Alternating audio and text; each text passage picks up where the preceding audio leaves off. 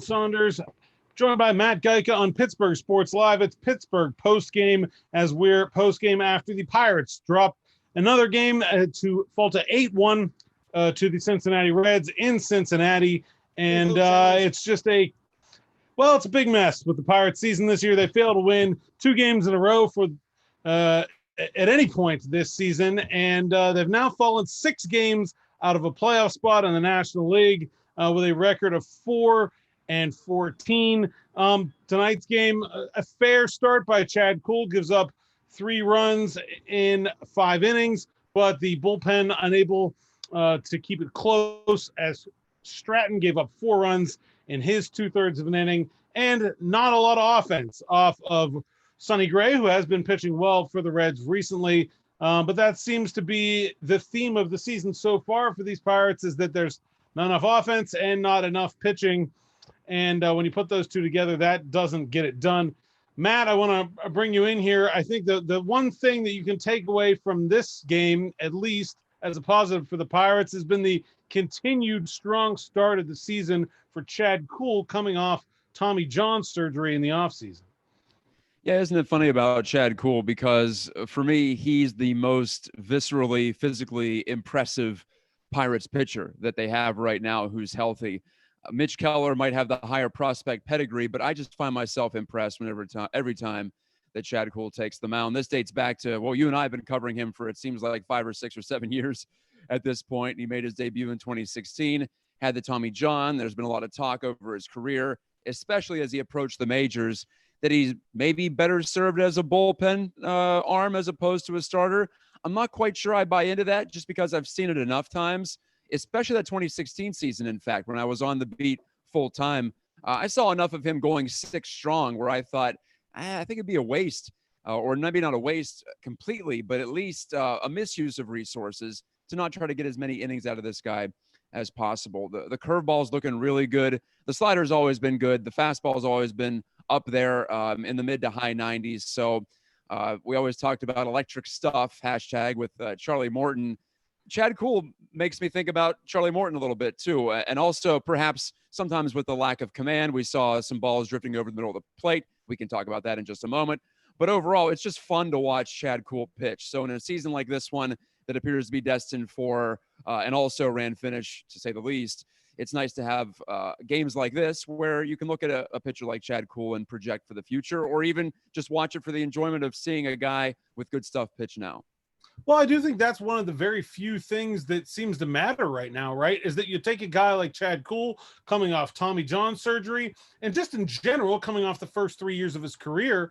I think this is still very much a guy that, like you said, people were unsure what to make of him.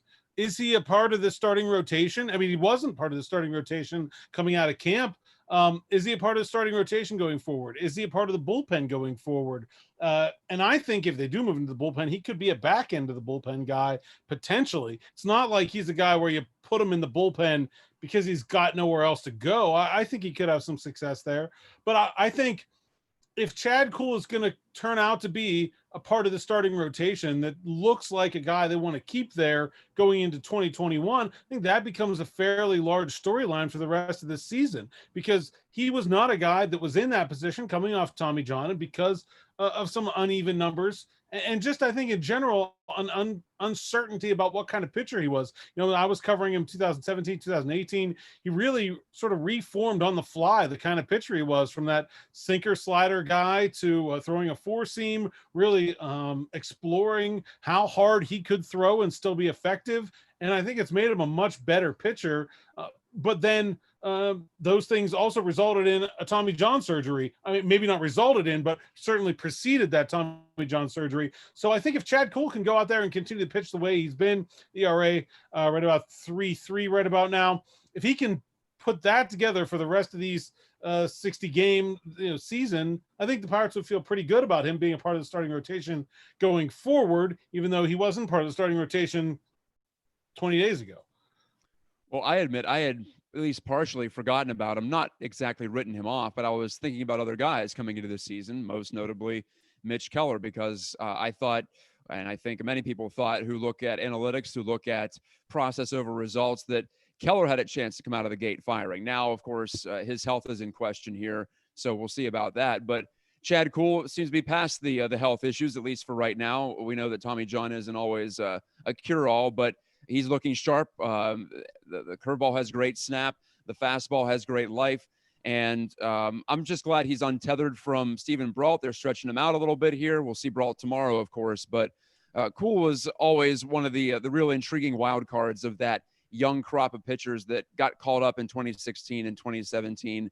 Tyone, Brault, Trevor Williams. Those were guys that gave me hope for the future that this Pirates team could transition into another multi-year run of contention. Obviously, we haven't seen that quite yet. Some guys haven't panned out due to health, due to ineffectiveness, but neither here nor there if we're just talking about tonight. So you look at Kuhl, and I think, like I mentioned at the top, he can still afford to have a little better command. That's just going to come with more repetition and getting back into it, really, getting back into that every 5 days type of a pattern. This season's not going to be great for that because the season's going to be over in about 6 weeks, but at least he can get that.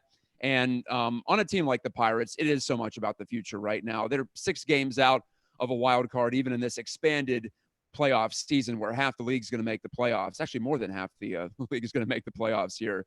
But the Pirates are clearly behind multiple teams. They're clearly out of this one. They're now 4-14, nearly a third of the way through the season already, just 42 games to go.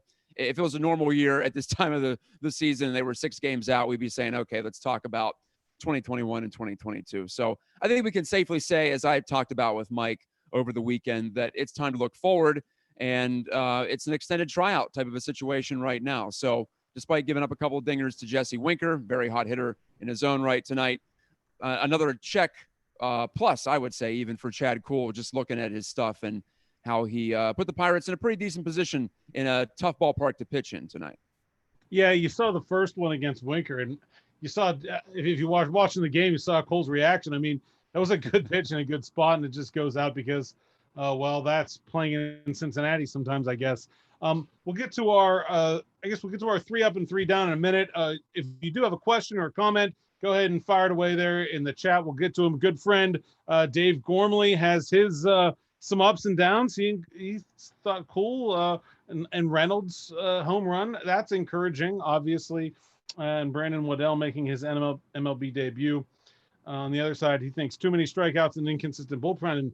And David, not impressed with the home plate umpire. I mean, there were some calls I thought did not go the Pirates' way, but when you lose 8-1, you lose 8-1 to me. I don't think the umpire can be on the list of reasons. Matt, you want to start 3 up and 3 down? What do you got? Yeah, I would absolutely love to start. And well, speaking of that group of pitchers who were called up in 2016 and 2017, this one might be a little bit frivolous for some people's taste, but I like Jamison Tyone chiming in on the commentary. I don't know if you were able to catch that in the early innings tonight on AT&T Sportsnet, but well, that's what I get for letting you go first, because I was going to include that one. Well, I'm glad I cut you off there. Got the jump on you. I've always enjoyed talking with Jamison Tyone, whether it be on Twitter mostly lately or in person in the clubhouse. I just find him a very astute observer of the game. The cliche is student of the game, but he is definitely that. It fits for him. And just a pleasant personality, and also someone who has a great deal of intelligence. So I'm pulling for him to get back at it just for his own mental health, because I know he eats, drinks, and sleeps baseball. But at this time, if AT&T Sportsnet wants to slot him in a few more for a few more games as the second analyst in the booth there, so to speak, via Zoom, I'm very okay with that, because I always felt like when I talked to him, I learned something about the game, and in particular pitching, obviously. Yeah, J-Mo's great. And honestly, all of the Pirates pitchers are really insightful guys that are will explain things to you, and I think are intelligent guys that want to understand. And I think that's one of the things that, especially the way you and I like to cover the game, is that we've expanded our understanding of the way things happen in baseball so much in the last 20 years. And I think players that really embrace that and try to seek out new knowledge all the time, try to find different ways to do things, try to understand why what they are doing works, instead of just going out there and doing it. I really have always had an appreciation for that. There are a number of those guys in that Pirates clubhouse, but Jameson Taillon definitely near the top of the list. And yeah, I thought he was a great addition. I loved his when Bob Buck and Joe Block started talking about the Reds and the Pirates not liking each other very much. He just no comment. That's one of those places where the current player can get himself into trouble in the booth. Although I guess maybe not as much if the pitchers don't have to go out and hit anymore. Chamo would be in a pretty safe place, but you never know. We've seen some wild things between the Pirates and the Reds over the last couple of years, so all bets are off, I guess, with these two teams. Yeah, certainly so. And well, with Taillon, I just feel so bad for him because the double Tommy John, not that you ever wish anybody to get injured, but he'd be the last guy I'd wish to get injured. The last guy I would wish to have anything like this happen to him. So there's that tinge of melancholy to it, obviously, as he's sitting at home or wherever he is, strategically placing the Roberto Clemente jersey behind him. That's a pretty good background job from Taillon in this year of the Zoom call. So I tip my cap on that one as well. You want me to go to a down as well, or how do you want to structure the 3 up and 3 down tonight? I'll jump in here. I want to go down, and I'm kind of frustrated by the Cole Tucker experiment in center field. Not that I don't think, and I've said that on this show before, that him playing center field is a bad thing for him. I think Cole Tucker is likely going to at least spend some time as a utility player at the major league level if that doesn't end up where he projects full-time. I mean, if you look at guys like Neil Walker and Josh Harrison and Adam Frazier, all those guys came up to Pittsburgh and played that utility role before they finally worked their way into a full-time spot. So him being able to play multiple positions is certainly going to be something that's going to let him be more effective player for the team while he's trying to carve out a role in the majors. And so that's a very good idea. But why is he learning center field at the major league level? There's guys in Altoona, I know they're not playing games, but they can put him in center field and hit balls. I mean, it just doesn't make any sense to me. And his bat has not warranted keeping him in the lineup. I mean, he's just not hitting. After tonight, weighted runs created of 45. That's not good enough for even a glove first defensive shortstop, let alone a utility player. I just don't understand what they're doing there. To me, you got guys out there like Chad Kuhl, who, like we said, even if these games don't matter for the team, that's a guy who's battling for his career out there. And then you have another guy who doesn't even know how to play the position he's playing. The ball that goes for a home run, that's a tough play, but it wasn't a great attempt for a guy as athletic as he is. And that blows the game out of the water to make it 8-1. I don't know. I don't understand the reasoning for it. It doesn't seem to make sense if you're a team that's trying to win these games, to put a guy out there that doesn't really know what he's doing and is learning on the fly. And if you aren't trying to win these games, fine. But I don't know. It just seems to be a poor way to go about it to me. This season has had a spring training feel, even going down to some of the decisions that Derek Shelton has made in extra innings back when the season was still somewhat in the balance, at least in weeks 1 and 2. So I do feel like that if we're acting like this is a complete all-out competitive season, that's just not the way the Pirates are approaching it right now. And they can afford to do it, right? I give them credit, at least in that way, because it's the first year for Ben Cherington, the first year for Derek Shelton, heck, the first year for Travis Williams all the way upstairs in the president's seat. So if they had a season of wiggle room, it was going to be 2020 anyway, and that was even before COVID. So not that that's going to boost ratings, and in fact, ratings are quite down for the Pirates compared to last year. The ratings actually, Alan, have maintained a pretty decent level considering the quality of the ball club over the past 4 or 5 seasons, but not this year. So I get the feeling that some Pirates fans are tuning out. They don't want to watch a 60-game tryout, and I don't blame them. They're in it to watch a major league team play. And right now, with Cole Tucker in center field, that does feel like that should be going on in Bradenton or Dunedin or some ball field down on Florida's Gulf Coast. Even Kevin Newman at shortstop. I just feel like if you're going to play Cole Tucker, play him at short and see if he can hang in there. So there are a couple of questionable moves there. Or Eric Gonzalez, heaven forbid, the guy who actually is a shortstop, who's killing the ball at the moment at the plate. So there's another option there if you wanted to go with that. I don't want to pick apart one lineup out of 60, but I guess that would be my gripe this evening. Yeah, and well, we'll go right into Eric Gonzalez, who I think continues to be a plus. Hits a double tonight. And, this is a guy that has sort of always had more ability on paper than he's ever showed. I think if you look at the guy from a scouting perspective, he's got a lot of tools, right? I mean, he's obviously athletic. He's got a good arm. He's got a great glove. He can play multiple positions. He runs okay. And then he's a big guy. I mean, I think when you think of a shortstop who's a plus defender, you're thinking of a guy who's skinny or short or some combination of the two. Gonzalez has always looked like a guy that's maybe been able to have some pop in his bat, or maybe at the very least, be able to, if he's not going to have home run power, have doubles power like he showed tonight. And I think his emergence and look, it's a small sample and who knows if it'll continue, but I think he's made some significant changes. I've been digging through his numbers, and he's cut his strikeout rate in half. 2 strikeouts tonight, but he's cut a strikeout rate in half while increasing his power and exit velocity. That is an extraordinarily difficult thing to do as a hitter at the major league level.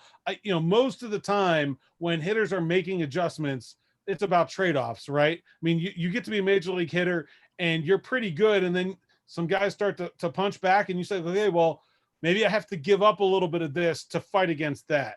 He's seemingly found a way to cut down the strikeouts without sacrificing power and, in fact, increasing power. That's a huge deal for any player, and particularly for a guy that plays a premium defensive position. It does not take a lot of power to become a real useful player at that spot. And so I'm super encouraged by what he's done so far. Obviously, it's early, and he hasn't even had that many at bats compared to some of the guys that have been more regularly starting, but an extremely encouraging start. And another guy that really you look at the plans for 2021 at the very beginning of this season, and you wonder if he's in them. In fact, many people wondered why he was in them for this year. And so that could be a game changer going forward if he turns out to be a guy that looks like a player at the major league level. Well, I was one of those people. Speaking of forgetting about Chad Kuhl partially, I was wondering, Eric Gonzalez, didn't he flop last year? Well, Neil Huntington saw something in him. And as you mentioned, from the scouting perspective, projectable body, so to speak, as well as all the physical tools that you'd want. Strong arm as well, too, if you're looking at the defensive side. You mentioned small sample, though. Batting average of 350 and OPS of 907. Everything in terms of rates is great right now, even if the raw numbers aren't there. But if you break it down on more of a granular level, you look at some of the information you have on, say, baseballsavant.com, StatCast, that sort of information. He's earning all these hits and extra base hits, doubles and homers. Honestly, he's killing the ball. As you mentioned, exit velocity is up. He's also striking it on the barrel. He's also launching it at a higher angle. He's also striking out less. He's swinging at the first pitch less. So maybe that's part of the calculus for him. Perhaps that's how he was able to cut that strikeout rate, at least to this point. So, tremendously impressive and very encouraging for a Pirates team that's looking for some solution on the middle infield right now. And I'll give you a down if you give me the up there on Gonzalez. At least in terms of tonight's game, the Reds defense, if you're just trying to win this one ball game, the shift in the sixth knocked down a couple of potential singles for Bell and Moran. They both hit the ball hard to the right side, but fielders positioned very perfectly there. I think it was Van Meter twice, in fact, at second base that took away what could have been hits maybe in a previous era of baseball. And then how about Akiyama, the left fielder for Cincinnati, another stolen extra base hit at the wall in this game, taking one away from Jacob Stallings. The game was still in the balance in the seventh.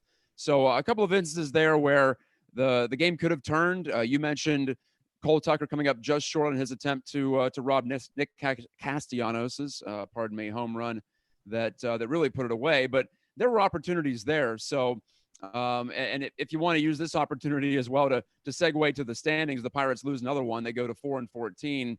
I think it's pretty clear right now, despite the fact that we're still not even a third of the way into the season, that not only are they going to have a hard time winning a series for the foreseeable future, but they're going to have a hard time staying in what is a very diluted playoff race because of just the changes to the postseason structure that Major League Baseball made this year.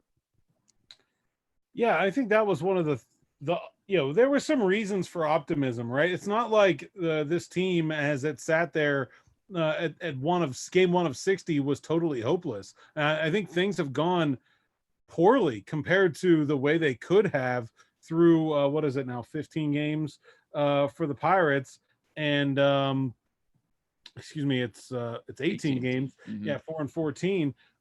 Yeah, I mean, they should not have this bad of a record. And yeah, they've had some pretty poor luck when it comes to who's been available for them, particularly in the bullpen. But I mean, I think they were projected to be just under 500, 25 wins, something like that, by most of the major, projection models or the Vegas betting line, and they are obviously well below that, half of that pace right now, essentially at 4-14. I just don't.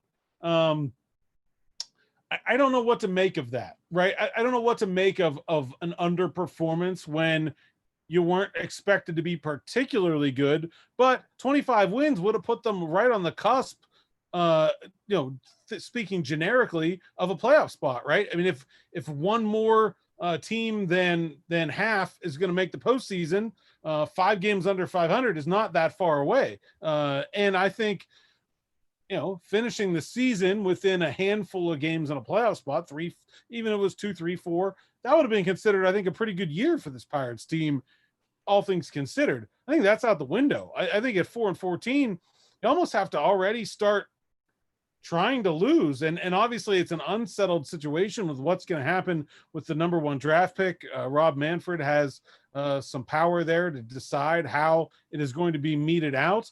And maybe we'll see some type of a lottery for the first time in baseball. But what's the point of trying to win at 4-14? They're 6 games out of a wild card. St. Louis has only played 5, and they're 4 games ahead of them. Like, that's absurd. Like, there's just no chance of them making the playoffs. And I think that's I think they, like you said, there has been a spring training feel to a lot of this, but man, it is not a good thing to have undershot what was a pretty mediocre projection already this badly.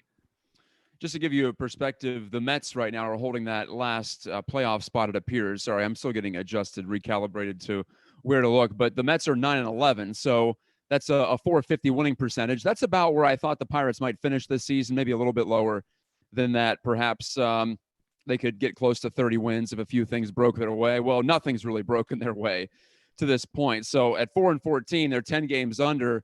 If they go 500 the rest of the way, then they'll be 25 and 35. So a 500 would be a huge improvement, and I don't think that's going to get them particularly close. I could be wrong. Are they capable of going 500 the rest of the way? That just seems like a tall task at this point, with all the players injured, with the way the bullpen is extremely thin at the moment, and with the way a lot of these bats have disappointed. And if you want to go to one more up here, I don't know if you have anything, but at least for me, it's Brian Reynolds finally connecting and actually looking like he was on a couple of pitches as well. He lined out in the 9th on a pitch you were commenting was up above his head, but he appeared to be a lot more locked in than he has been so far. The Pirates were counting on Brian Reynolds, so even though the season as a whole has been a negative 183 average right now, even after the dinger, a 617 OPS, but he finally gets a home run, and it wasn't exactly a cheap one either at Great American Ballpark. There can be some of those, as we talked about with Jesse Winker, maybe Gregory Polanco yesterday as well in the Pirates' route.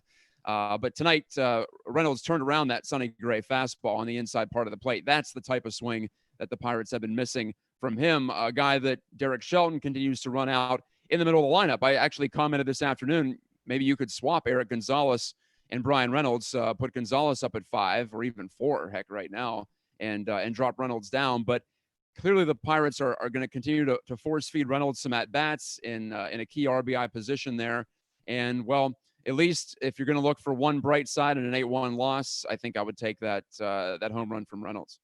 Yeah, I think with Reynolds, this is one of those things where a lot of people, including myself, were pretty skeptical of the 2019 numbers being the Brian Reynolds going forward. You look at a 387 batting average on balls in play last year, and that's not everything. He also had a fairly high exit velocity, right around 90 miles an hour.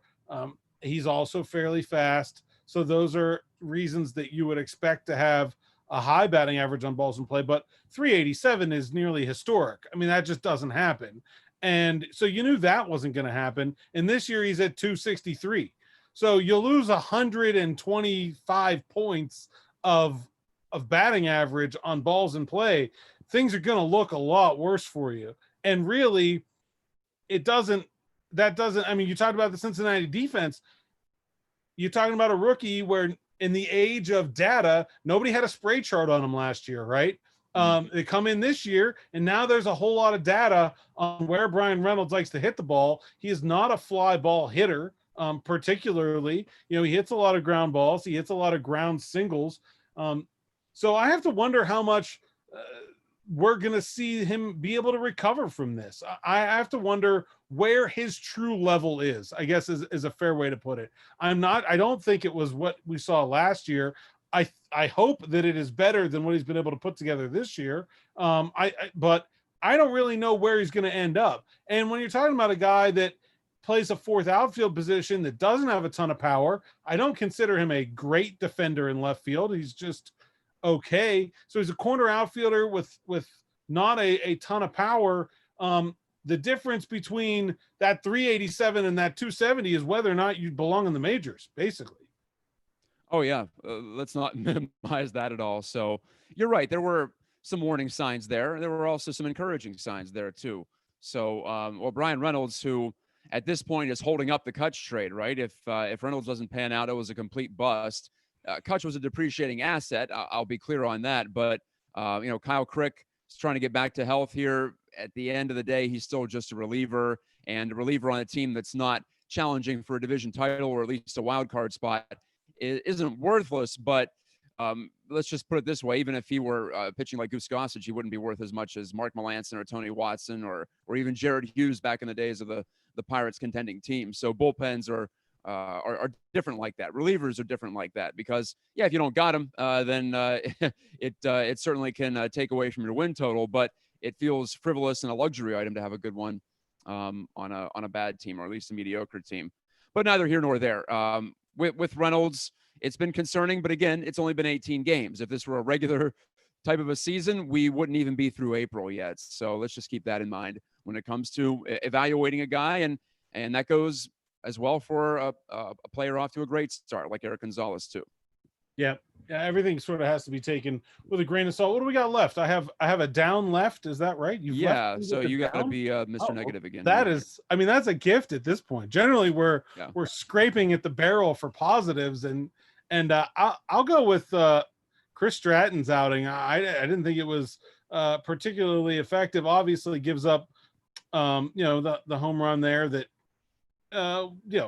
in most ballparks is probably not a home run, but I just thought in general, that's a guy that when you look at this bullpen, and obviously they're missing so many pieces that they expected to have, and some other guys, that are not pitching particularly well. I thought he's one of the few guys where you looked at his numbers from 2019, and maybe they weren't necessarily all pretty, but it looked like there was something there.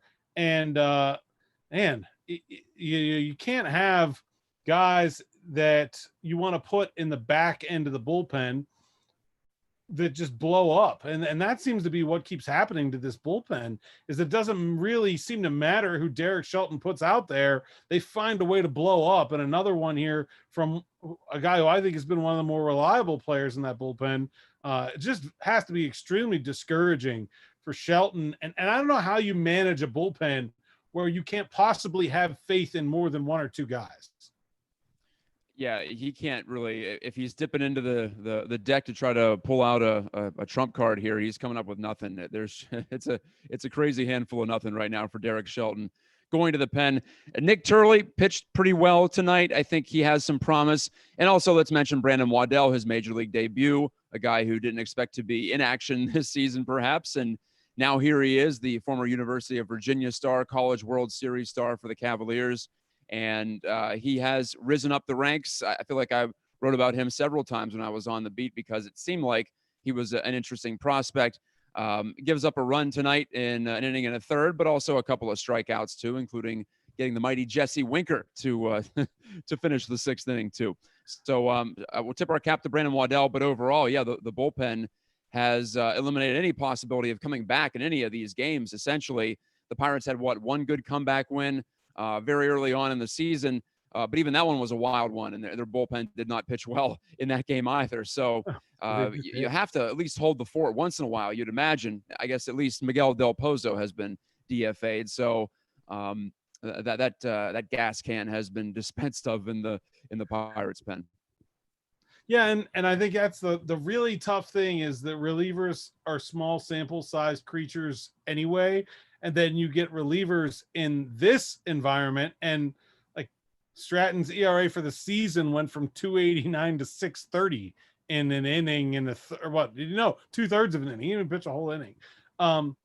That's going to be it's going to make evaluating those guys extremely difficult, I think. But the bottom line is Derek Shelton needs some guys that can go out there and look. They don't have to put up zeros, but you got to avoid these blowups that keep happening. And yeah, like you said, Jacob Stallings hits the ball to the wall in the 7th inning, and this, that game is like a hair from breaking open, and then the door is shut. It's just it's unfortunate, and I don't see that problem going away anytime soon. No, me neither. And it's difficult to turn around psychologically too when you look up and see that ERA, and also when you look up and realize there aren't that many games this year, so this could look like a really big blemish on the back of my baseball card, so to speak. Or I guess we'll update the reference. My baseball reference page isn't going to look very good for 2020, just because of the limited type of runway that you have this season as well. So I think a lot of guys might be thinking about that pretty soon if they're not already. That the season. It's running out of time to be salvaged if you are off to a bad start. All right, we got. Do we have any more comments here? Let's see. We got a couple on Twitter. David Gormley, hockey all day. Yeah, well, we're getting there. I don't know how long if the 4-14 pace continues. I don't know how long we'll continue daily Pirates post games, but we'll keep the good fight for at least as long as they do. If they've still got their best guys in there, then we'll keep going. I saw a couple on Twitter. Had to stop watching after 4. Seemed like a good game to that point. Yeah, I mean that's kind of the recipe, right? It seems like the starting pitching has not been great. The hitting has been occasionally absent, but the bullpen has been the big problem. And I don't know if it is a big problem going forward, because bullpens are extremely variable anyway. Some of these guys might turn out to have very good end of their seasons, and by the beginning of 2021, you think they're locks. But it doesn't seem like there was a lot of attention paid to this bullpen coming into this season. There were some red flags with Kyle Crick's 2019 season, and some questions as to whether or not he was healthy. They never really attempted to replace the loss of Felipe Vasquez. They never made any attempt to replace Edgar Santana after his suspension. So, yeah, I don't know. It doesn't seem like they really tried that hard to put a good bullpen out there, and they're reaping what was sowed at this point. I'm betting that Ben Cherington just said this team is not going to be very good, so I'm not going to devote energy to the bullpen, which, again, it goes back to my previous point about what's the point of a good bullpen on a bad team. I suppose for trade pieces, the trade chits, you can move them along, and we still have a couple of weeks before the MLB trade deadline. One true trade deadline this year, not quite as dramatic as we had hoped it would be, but it is still August the 31st. So there's some time to for some of these, quote, assets to appreciate. Maybe a Keone Kela gets it rolling, and then you can flip him for something. I think that's probably the best case scenario there, or that's the best option that might germinate for the Pirates. Do they not have sure how you anyone feel. else? We can perhaps even talk about that in a future episode. Yeah, I don't even think they have anybody else that's really in what you generally consider, the tradable paradigm. The guys that are approaching their free agency date and have some value to a contender. He might be the only one, really. But yeah, let's save more of the trade deadline talk for as it approaches in another couple weeks. What else you got tonight, Matt? What else do I have? Well, I'm looking forward to tomorrow because even though Trevor Bauer and I, our personalities don't really matchup a lot of times, but I do like watching him pitch. So he'll be going up against like Trevor Bauer's personality. Yeah, I combative. just I appreciate his willingness to be the bad guy.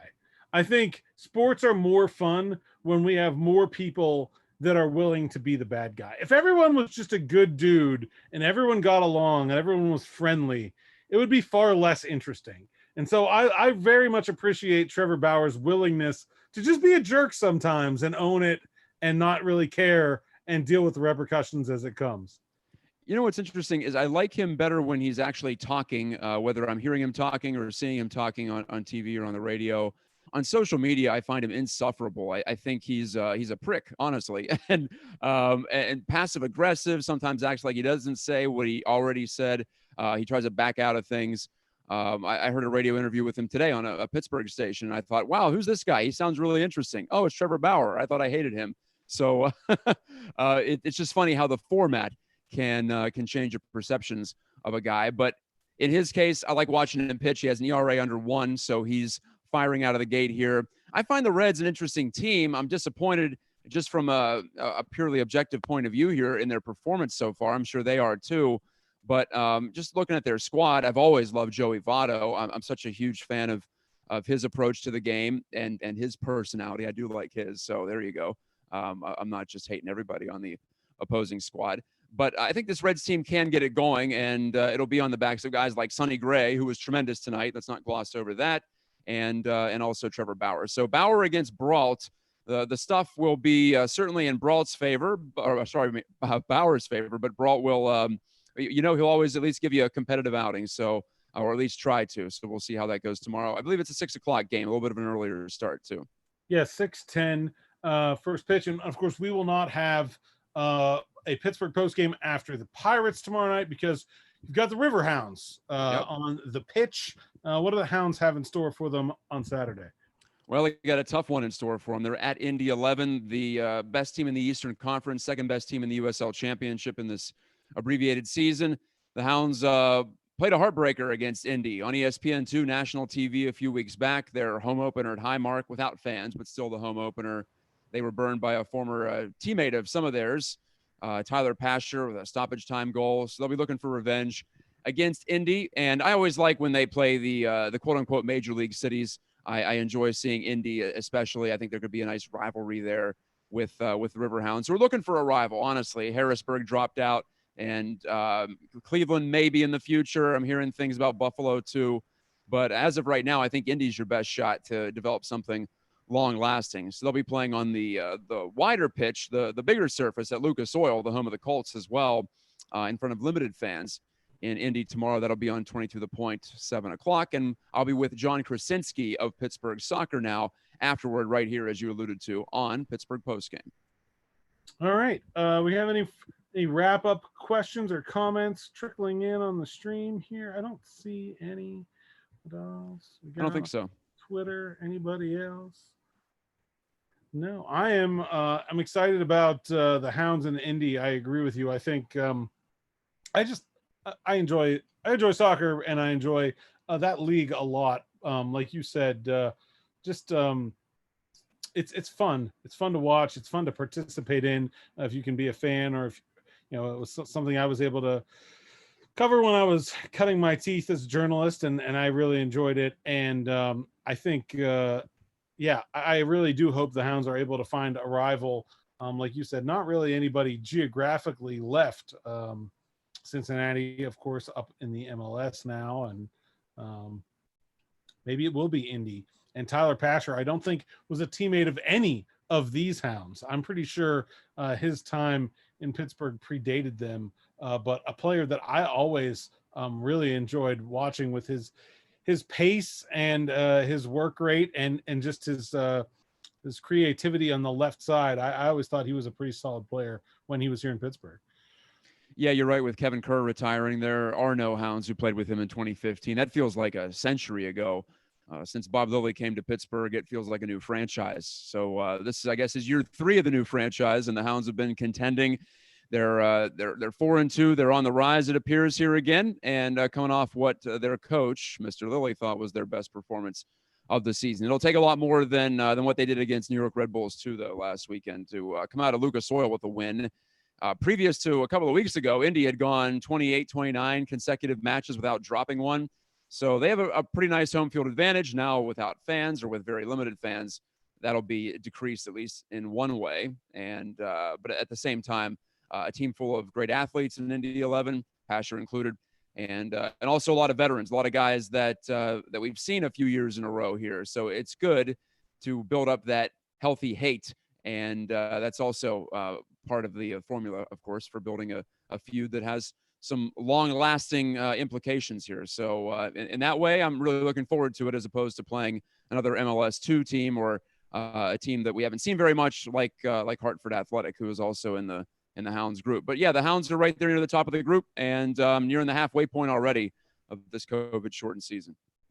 More soccer talk tomorrow night. That'll be Matt and John Krasinski with Pittsburgh Postgame after the Hounds at Indy 11 in the USL Championship in their abbreviated season.